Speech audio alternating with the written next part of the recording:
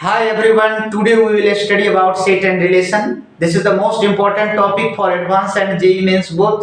Last year 2024 advance में एक paragraph का क्वेश्चन आया है जो सेट एंड कार्डिलिटी पर बेस्ड है और relation and type of relations या सेट पर based question means always two or more then two questions हमेशा पूछते हैं।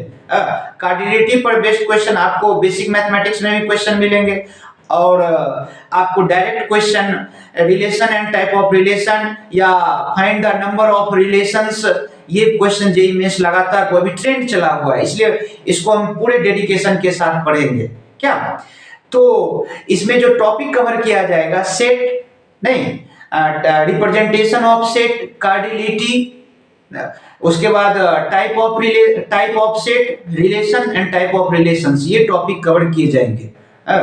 तो इसलिए हम लोग बहुत ही डेडिकेशन के साथ और बहुत ही ध्यान पूर्वक इसको पढ़ेंगे। हर एक कॉन्सेप्ट को बेसिक से लेकर एडवांस लेवल तक का कॉन्सेप्ट पढ़ेंगे और क्वेश्चन का डिस्कशन करेंगे पीवाईक्यू को। और ये टॉपिक आगे आपको फर्दर बीटेक में भी इम्पोर्टेंट है, क्योंकि वहां पर एक कंपाइलर डिजाइन थर्ड सेमेस्टर में पढ़ाया जाता है कि मेरा ब्रांच देखो आईटी था, आईटी और सीएस वालों को ये कंपाइलर डिजाइन पढ़ना ही पड़ेगा, जो पूरे कंपाइलर डिजाइन सेट के कॉन्सेप्ट पर बेस्ड है। इसलिए ये बहुत ही इंपॉर्टेंट टॉपिक है एग्जाम के पॉइंट ऑफ व्यू से, आगे भी बीटेक के लिए भी। तो चलो हम लोग शुरू करते हैं। पहले सेट का डिफिनीशन देखते हैं। सेट क्या होता है? सेट क्या होता है? सेट एक जो होता है कलेक्शन ऑफ ऑब्जेक्ट है, जो वेल डिफाइंड ऑब्जेक्ट का कलेक्शन है, जो सेम कैरेक्टराइज्ड ऑब्जेक्ट का कलेक्शन है। जैसे आपको मैथमेटिक्स बुक का कलेक्शन, फिजिक्स के बुक का कलेक्शन, केमिस्ट्री के बुक का कलेक्शन, ये अलग अलग मैथमेटिक्स बुक का सेट हुआ, फिजिक्स के बुक का सेट हुआ, केमिस्ट्री के बुक का सेट।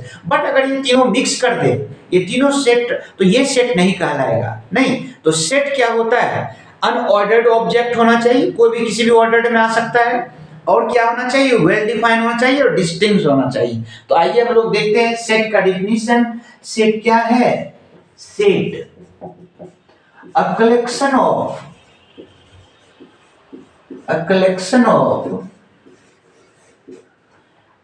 unordered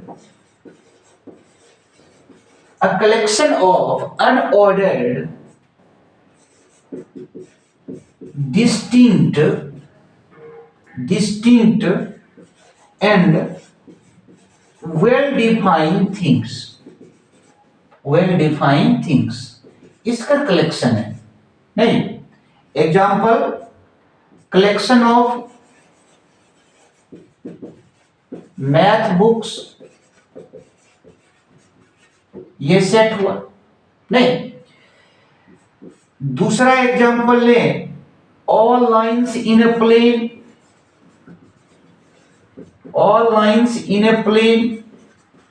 ये एक सेट हुआ। ऑल लाइन्स, एक प्लेन में two or more then two lines का दो ही कंडीशन होता है, या तो वो पैरेलल होते हैं, नहीं, ये दो लाइन से या तो वो पैरेलल होते हैं या इंटरसेक्ट करते हैं। नहीं, तो दो लाइन जो होगा वो या तो पैरेलल होगा या इंटरसेक्ट करेगा, इंटरसेक्टिंग लाइंस होंगे। इसका जो सारे लाइंस का कलेक्शन होगा वो एक सेट होगा। अगर इसमें कह दिया जाए कि सम लाइंस या लाइंस इन अ प्लेन और सम लाइंस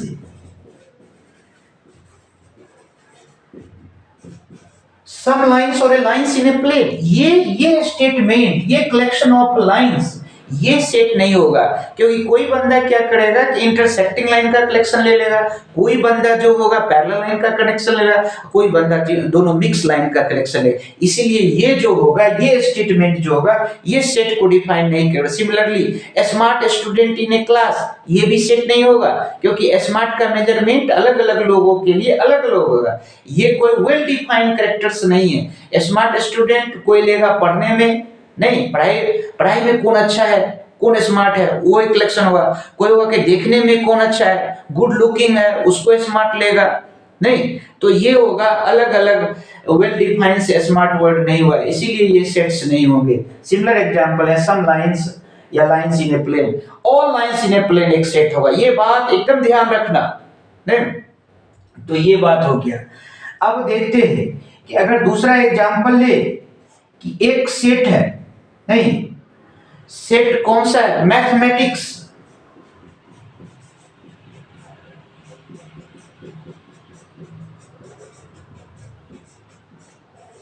मैथमेटिक्स वर्ड के लेटर का कलेक्शन, नहीं, set of mathematics words letter, नहीं, तो इसका सेट को जनरली कैपिटल लेटर से रिप्रेजेंट किया जाता है और कर्ली ब्रेसेस में। तो ये क्या हो जाएगा, यहां पर देखो क्या है, अनऑर्डर्ड, डिस्टिंक्ट और वेल डिफाइंड, अनऑर्डर्ड, डिस्टिंक्ट और वेल डिफाइंड, ये तीन वर्ड इंपॉर्टेंट है। तो वही बात यहां पर होगा, एम पहले भी आ सकता है, पहले यहां पर ए भी आ सकता है। अब देखो एम रिपीटेड है, ए रिपीटेड है, टी रिपीटेड है, बट ओनली वंस टाइम आएगा ये सेट में, क्योंकि ये क्या होना चाहिए, डिस्टिंक्ट होना चाहिए। तो M A T H E I C और एस, ये सेट होगा। मैथमेटिक्स वर्ड के लेटर का ये सेट होगा जो अनऑर्डर्ड होगा, टी पहले आ सकता है या ए आ सकता है या एम जैसे मैंने लिखा है। तो ये आपका एक सेट डिफाइन होगा जो अनऑर्डर्ड होगा, डिस्टिंक्ट होगा और वेल डिफाइंड थिंग्स का कलेक्शन होगा। तो समझ में आ गया होगा। Thank you.